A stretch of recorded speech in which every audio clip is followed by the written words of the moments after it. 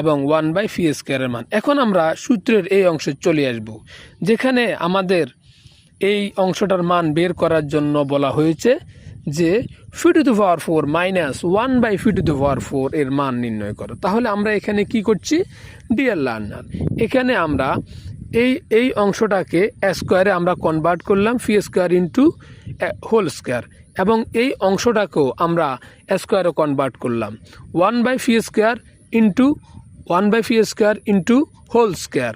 আমরা এই অংশটাকে কনভার্ট করলাম। তাহলে আমাদের এখানে a² মাইনাস b² এর সূত্র দাঁড়াচ্ছে।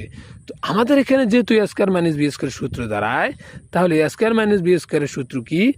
a² মাইনাস b² সূত্র হচ্ছে a plus b into a minus b।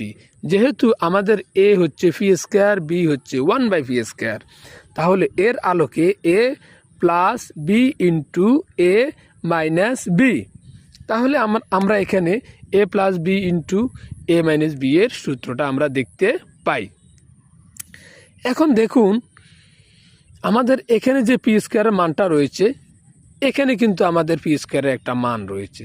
তাহলে এখানের phi² যে মানটা, এটা কিন্তু আমরা এখানে 9 + 4 ইন্টু √5 এটা আমরা লিখতে পারি phi² মানের জন্য।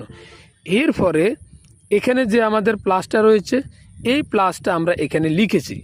এরপরে হচ্ছে আমাদের 1/phi², এর মান কিন্তু আমরা এখানে জানি 1/phi², এখানে 1/phi² মান হচ্ছে 9 ইন্টু 9 মাইনাস 4 ইন্টু √5। এখন 1/phi² মান আমরা বের করলাম। এরপরে আবার phi² মান আমরা বের করব, phi² মানটা আমরা স্থাপন করব। তাহলে এখানে আমাদের কি দাঁড়ায় হচ্ছে 9 + 4 ইন্টু √5। এখন 9 + 4 ইন্টু √5 দাঁড়ায়, এবং এরপরে হচ্ছে মাইনাস, এখানে আমাদের মাইনাসটা রয়েছে। এরপরে হচ্ছে 1/phi², এটার মান হচ্ছে 9 + 4 ইন্টু √5। এখন দেখুন, এখানে আমাদের যে মানটা রয়েছে, এখানে আমরা একটু কাটাকাটি করা লাগবে। আমরা কি কাটাকাটি করব ডিয়ার লার্নার? এখানে √5, দেখুন এখানে 4 ইন্টু √5 প্লাসেরটা মাইনাসেরটা কাটা, এবং 9 এবং এই 9 এবং এই 9, দুইটা 9 প্লাসের, যে কারণে 9 9 18 এখানে স্থাপন করলাম। পরবর্তীটাতে আমরা যদি যাই, এখানে লক্ষ্য করুন, এখানে আমাদের কি রয়েছে, যোগের 9 বিয়োগের 9 কাটা, যোগের 9 বিয়োগের 9 কাটা যাওয়ার ফলে এখানে আমাদের এই যে এই অংশটা যেটা রয়েছে 4 ইন্টু √5